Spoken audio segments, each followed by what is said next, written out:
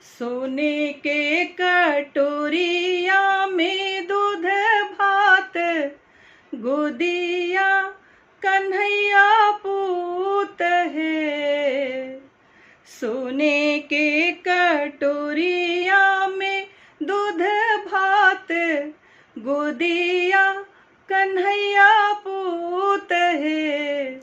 यशोदा घूमी घूमी कान्हा के खियावेली, चंदा के बुलावेली हो।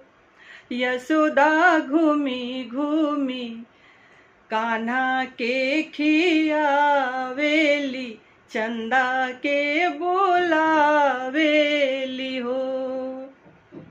आरे आवा चंदा मामा, पारे आवा नदिया